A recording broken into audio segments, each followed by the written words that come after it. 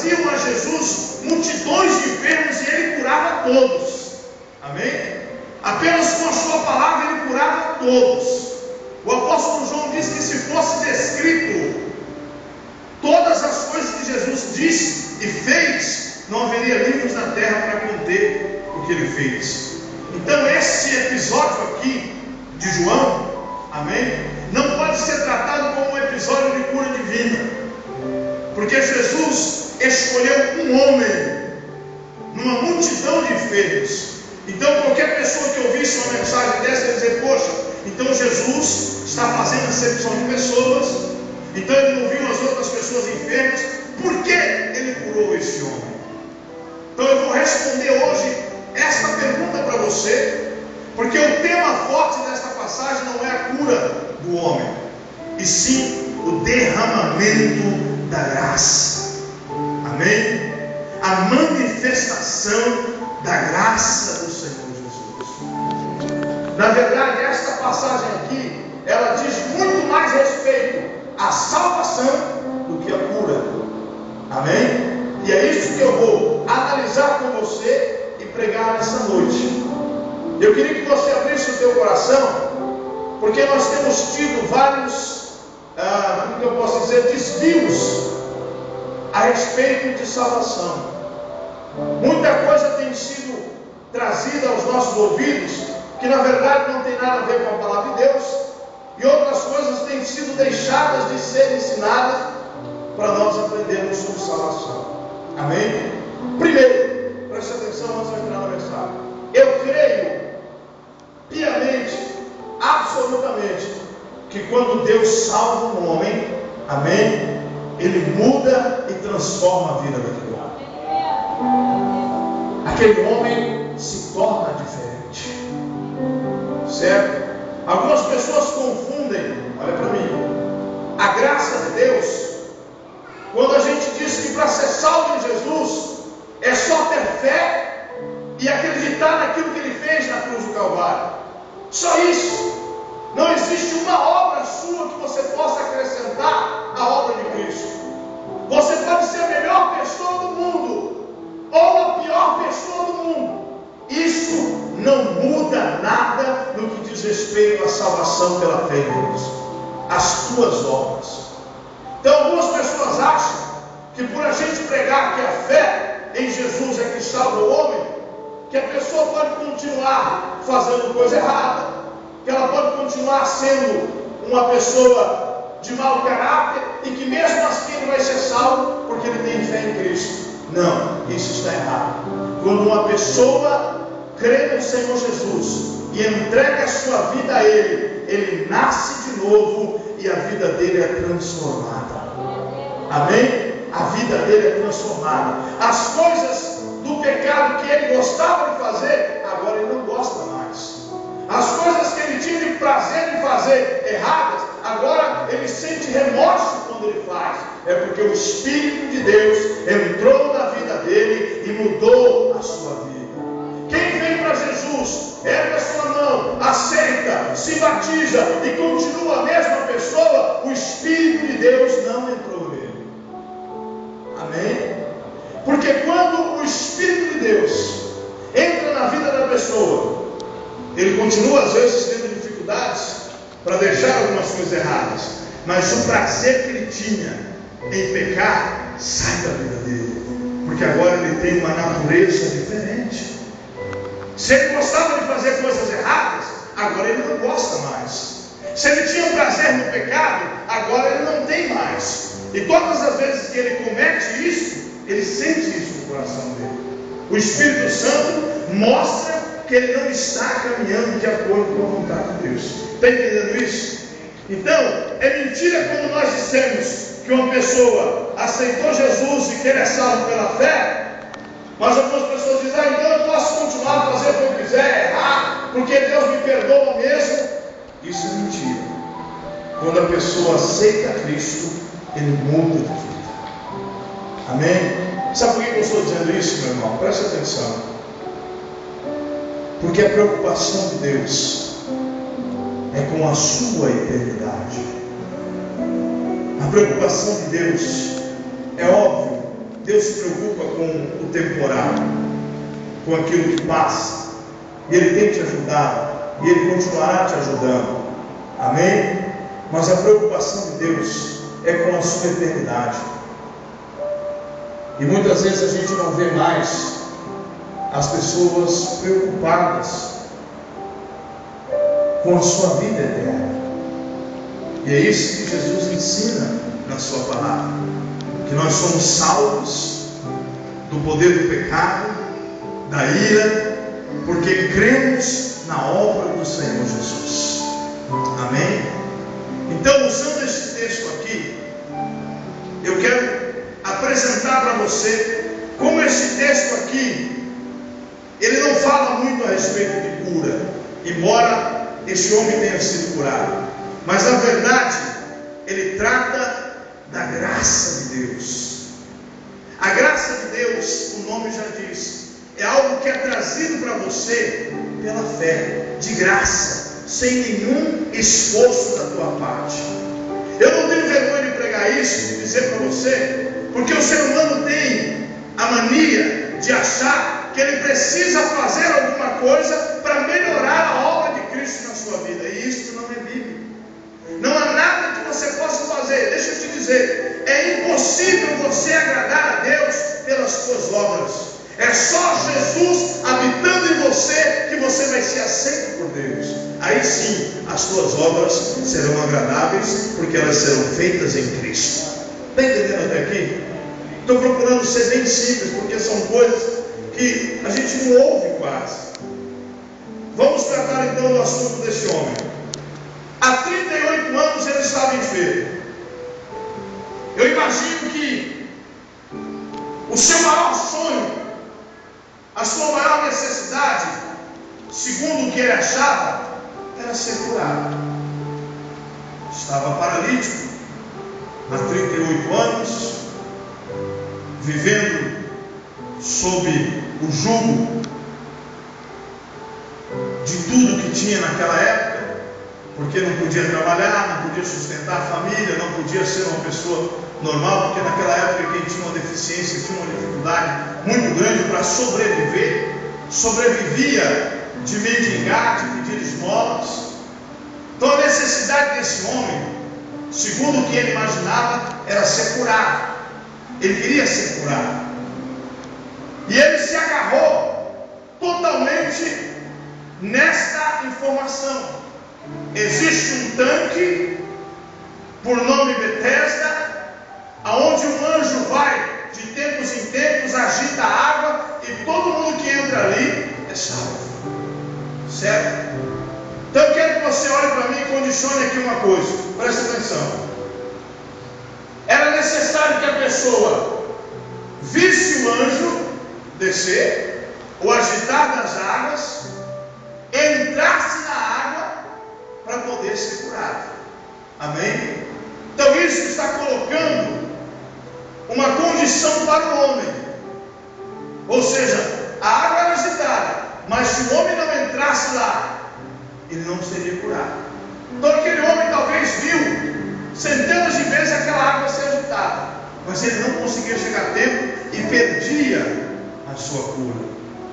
Então isso aí significa, presta atenção, quando nós tentamos receber algo de Deus através dos nossos méritos, quando nós tentamos receber algo de Deus através do nosso esforço, através da nossa força, através do nosso conhecimento, então nós tentamos receber algo de Deus fazendo, tentando, indo, buscando. Calma lá, não faça meu juízo, você vai entender. E por 38 anos ele ficou nessa situação. Quantas e quantas vezes ele viu a água ser agitada, quantas e quantas vezes ele viu pessoas entrarem e saírem sãos, e ele continuava na tua situação de doente, porque para ele era impossível chegar ao tanque da graça. Amém? Presta atenção. Para ele era impossível chegar ao tanque da graça antes de outra pessoa. porque ele não tinha a força das duas pernas, do teu corpo, ele era paralítico. Então ele não tinha forças para entrar no tanque da graça.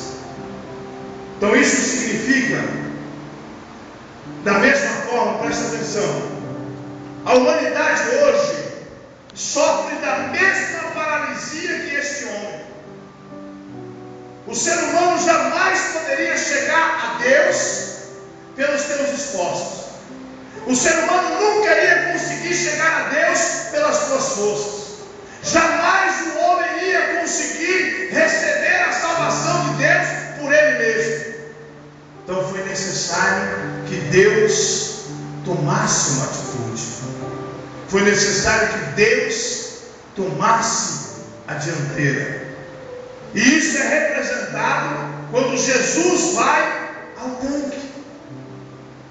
A Bíblia diz que ele foi lá e havia uma multidão de enfermos.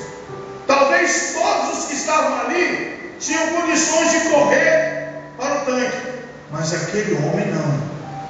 Então o que Jesus queria representar ali é que a graça, ela veio para o homem, porque o homem não tinha condição de receber por si só. Cristo precisava vir para a humanidade para poder tirá-lo da paralisia e restaurá-lo pelo poder de Deus. Então foi isso que Jesus fez. Ele foi ao homem e disse: queres explicação?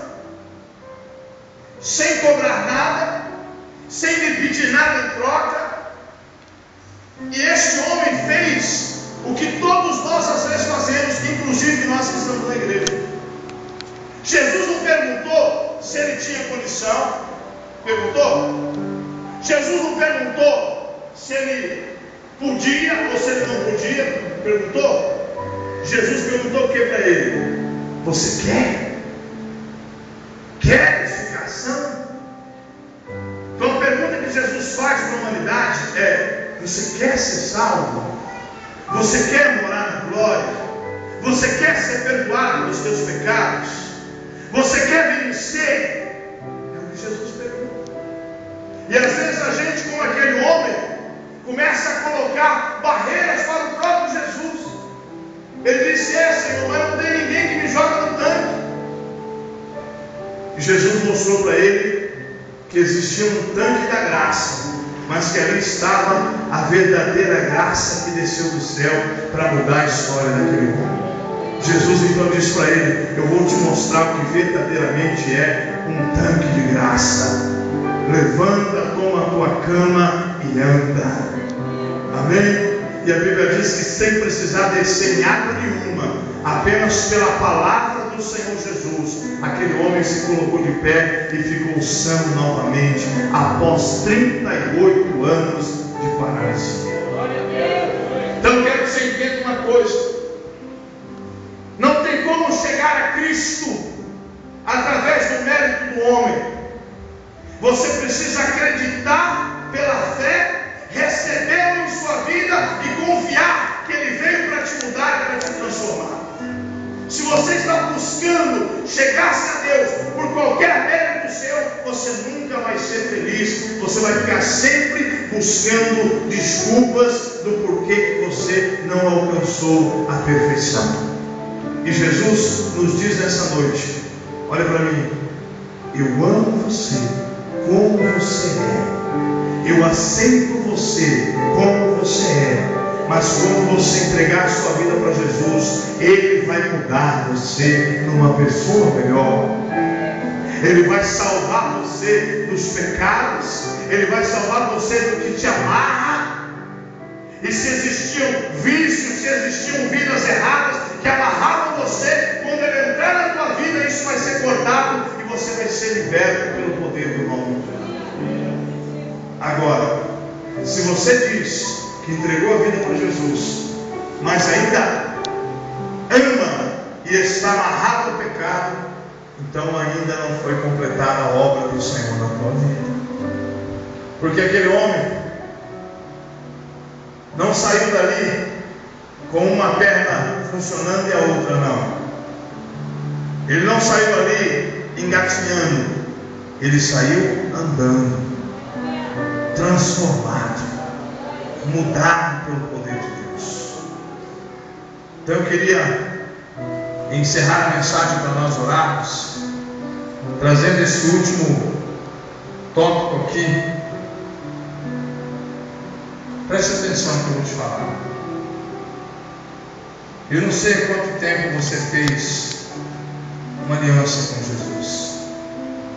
Eu não sei qual foi o dia que você entregou a sua vida a Ele. Mas independente de data, se naquele dia você confiou que Ele morreu na cruz por você, que Ele recebeu a ira de Deus no teu lugar, que Ele levou sobre si as suas dores e as suas enfermidades, então você pode declarar que você é livre em Cristo Jesus. E pode erguer sua cabeça e começar a viver segundo a vontade de Deus. Deus quer te dar esta liberdade. É por isso que as pessoas começam a colocar leis para poder apaziguar sua mente, porque o Espírito Santo cobra de nós. Então a gente começa a inventar leis. O homem começa a dizer: olha, você não pode usar isso, você não pode vestir aquilo, você não pode olhar aquilo outro, porque segundo a regra você estará em pecado. Para poder apaziguar a mente da pessoa. Mas a verdadeira palavra diz: justificados, pois, pela fé, tendes paz com Deus. Ou seja, Jesus entrou na minha vida, eu estou em paz, ninguém me acusa de nada, ninguém me condena de nada. Eu não amo mais o pecado, eu não sirvo mais o pecado, eu não sirvo mais o mundo, eu sirvo a Jesus. Agora Ele é o Senhor da minha vida e o pecado não me prende mais. E eu tomei a minha cama que me amarrava, e agora eu carrego ela. E eu tenho controle sobre aquilo que me amarrava. A cama era um sinal da paralisia daquele homem. Todo mundo que via ele deitado na sua cama sabia que ele era um paralítico. Aquela cama era o sinal de que ele era alguém escravizado pela doença. E agora Jesus entra na vida dele, a verdadeira graça, e faz com que ele tenha domínio sobre aquilo que o paralisava. Então, quando você crê em Jesus, você passa a ter domínio sobre o pecado. Eu sei que hoje eu estou só lançando uma semente no teu coração. Daqui a um tempo você vai compreender melhor isso. Mas de tudo que eu falei hoje, eu quero que você guarde o seguinte: no fundo do teu coração, quando Jesus entra na vida da gente, nós não temos mais prazer e alegria no pecado. Por mais que às vezes a gente caia e tropece, porque nós somos humanos, mas lá dentro de você, o Espírito Santo brada no teu coração e diz: este não é o caminho certo. Se você tem isso no teu coração, ninguém vai tirar a tua coroa. Se Ele habita em você, se você tem esse desejo de não errar, mesmo que às vezes você caia, mas lá no fundo tem aquele desejo de não fazer o que é errado, de servir a Deus, mesmo que às vezes você não consiga, mas quando você faz algo, o Espírito Santo vem e constrange o teu coração. Ele traz aquele arrependimento, aquele remorso. Então é porque o Espírito de Deus habita em você e você tem esperança de herdar a salvação. É porque o Espírito Santo habita na tua vida e está trabalhando para te levar à perfeição. A igreja não é um lugar de perfeitos, é um lugar de pessoas que estão buscando a perfeição em Cristo Jesus. Porque Cristo já é perfeito por nós. E agora nós estamos nos santificando para nos tornarmos tal como Ele é. Amém? Entende isso? Então guarda só isso no teu coração. Esquece o homem, esquece a paralisia. Guarda só isso. Jesus é a graça abundante. Ele te escolheu. Foi Ele. Por isso eu disse, tinha uma multidão lá, mas Ele escolheu aquele homem Está entendendo isso? Havia uma multidão para estar no teu lugar naquele dia que você aceitou Jesus, mas Ele escolheu você. Não foi você quem levantou a mão e disse: eu quero Jesus. Não, ninguém vê Jesus assim, irmão. Não é você que decide, é Ele quem te escolhe. A Bíblia diz: não fostes vós que escolhestes a mim, mas eu escolhi a vós. Amém? Então, se foi Ele quem te escolheu, se alegre, fique tranquilo, porque Ele está preparando, santificando você. Tu és escolhido e Ele está preparando você para morar no céu. Ele está preparando você para viver na glória. Eu sei que você tem um sentimento de não andar errado, de fazer a vontade de Deus. Por isso Ele te diz: eu te escolhi, tu és meu, ninguém vai tirar você da minha mão. Eu estou preparando você para morar na glória. Amém? Eu estou santificando você dos teus pecados. Por isso eu aperto o teu coração quando você erra, para que você ande no caminho certo. Por isso eu cobro de você quando você faz o que é errado, para que você ande no caminho certo. Por isso você chora, às vezes porque não consegue resistir o pecado, mas mesmo assim, de glória em glória, dia em dia, Deus vai transformando você, até que você chegue à imagem perfeita do unigênito do Pai. Está entendendo isso? Ele te escolheu. Então que ninguém desista, olha para mim. Não desista se você não está conseguindo se manter de pé na caminhada. Não desista se você, vezes ou outra, tem errado o alvo. Não desista, porque Ele te escolheu e sabe do seu potencial. Ele te escolheu e sabe que existe em você a marca do sangue do Cordeiro. Ele te escolheu e sabe que no fundo do teu coração você almeja servi-lo totalmente. E Ele está preparando você para esse momento sublime, quando a tua fé vai chegar próximo ao teu entendimento, ao teu coração, e tudo vai começar a funcionar melhor na tua vida. Por enquanto, dê glória a Deus, porque a misericórdia do Senhor tem cobrido a sua vida. Por enquanto, dê glória a Deus, porque o sangue de Jesus tem te purificado de todo pecado, de toda malícia, de todo mal. Agora, se tu amas o pecado, então corre para a cruz, porque Jesus não está na sua vida. Se você tem prazer no que é errado, então você ainda não teve encontro com Jesus. Fique de pé, irmão.